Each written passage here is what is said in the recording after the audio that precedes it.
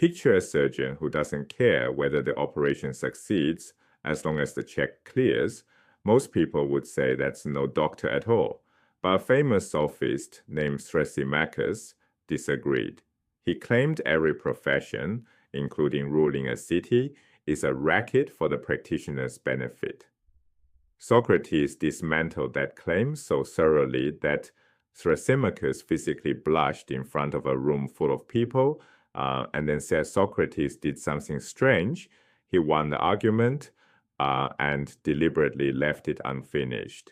To understand why Socrates left his own victory unfinished, we first need to see how he won it. The key move is a concept the Greeks called techne, a rule-governed craft or skill like medicine, navigation, or shoemaking, not just any activity.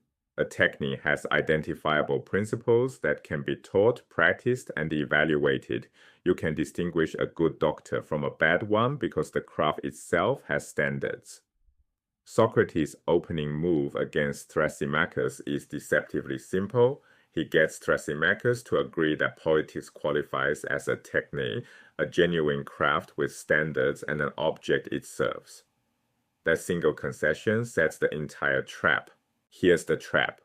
Every craft has an object domain, the thing it exists to serve. Medicine exists to heal bodies. Shoemaking exists to protect feet. Shepherding exists to tend flocks. In each case, the craft is defined by service to something outside the craftsman. And the physician who heals is practicing medicine. The physician who charges a fee is practicing something else, the wage-earning art. Those are two different skills happening to reside in the same person. The healing art serves the patient. The wage-earning art serves the earner. Now apply this structure to politics, right? If politics is a genuine craft, and the Thrasymachus already conceded that it is, then it must have an object domain it serves. That object domain is the city and its citizens. The political art, practiced as a true techne, exists for the benefit of the governed, not for the ruler. The logic is clean. Premise 1, politics is a craft. Premise 2, every craft serves its object domain. Conclusion, political art serves the governed. This is Socrates' core syllogism, and every link in the chain depends on that initial concession Thrasymachus handed over without realizing what it would cost him. Thrasymachus isn't convinced. He fires back with what looks like a devastating counterexample, the shepherd. Yes, the shepherd tends the flock, but to fatten the sheep for slaughter. The shepherd's care is a means to the shepherd's profit.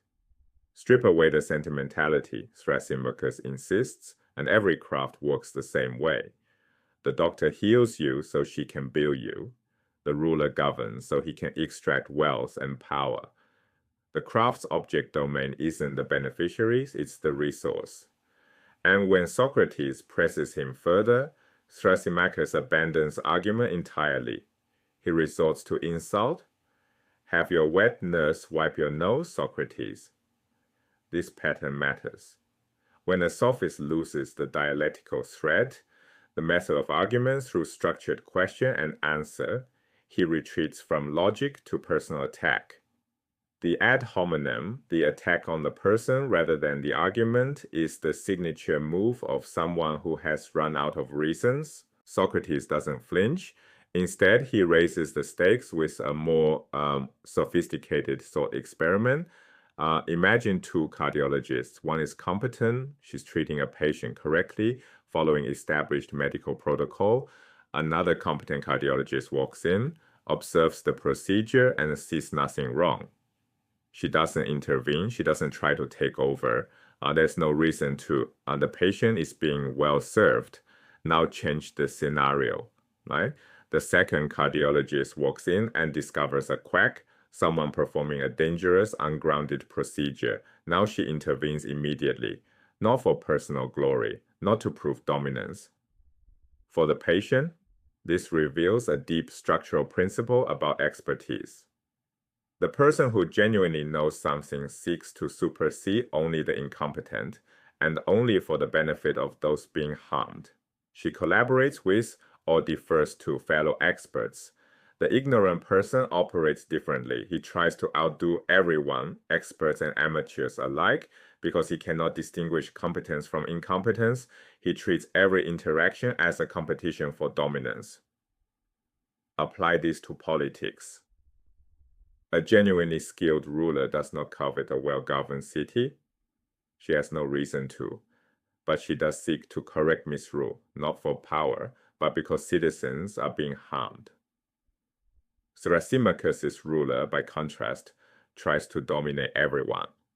And that Socrates argues is the behavioral signature not of knowledge but of ignorance. And then it happens. Republic, Book 1, passage 350. Thrasymachus blushes. This is not a metaphor. Plato describes an involuntary physical reaction. Blood rushing to the face of a man who has just been exposed in front of his potential customers. Thrasymachus is a traveling sophist. He makes his living by appearing brilliant before ambitious young men who might pay for his instruction. He has been sweating through this entire exchange, unable to leave because leaving would look worse than losing, and now his own body betrays him. The blush is the climax of Book 1's dramatic arc, not a logical proof, but something more devastating. The visible collapse of a man's intellectual authority. Thrasymachus is beaten, but watch what Socrates does next, or rather what he doesn't do. Right? He does not press for total victory. He does not construct an airtight positive theory of justice. Instead, he lets the argument trail off into acknowledged incompleteness. Socrates himself says he's left unsatisfied. This looks like a failure. It isn't. Notice the hidden dramatic structure of Book 1.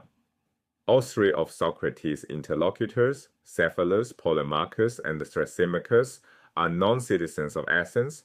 Cephalus and Polemarchus are metics, resident aliens who lived and worked in Athens but lacked full citizenship rights. Thrasymachus is a transient sophist passing through. None of them have a political future in this city.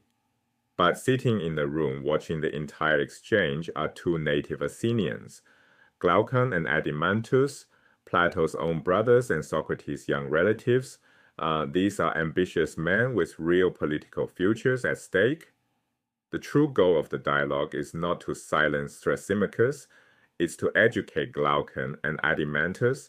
Socrates needs to defeat Thrasymachus convincingly enough to discredit him, but incompletely enough that the question feels unsettled. The gap in the argument is the opening through which Glaucon and Adeimantus will walk at the start of Book 2.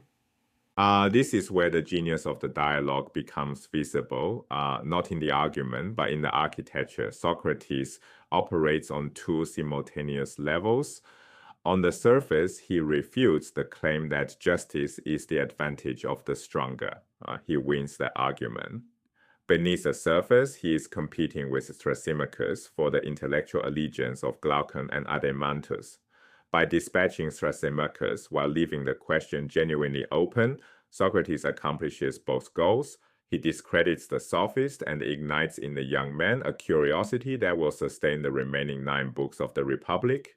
Genuine expertise in medicine, craftsmanship, or governance is defined by service to the domain it governs, not by advantage to the practitioner. And genuine teaching, like genuine ruling, creates the conditions for others to think further, not the impression that all questions are settled. Socrates' unfinished argument is itself a demonstration of the principle it argues for. The true practitioner of the intellectual art serves the learner, not his own reputation.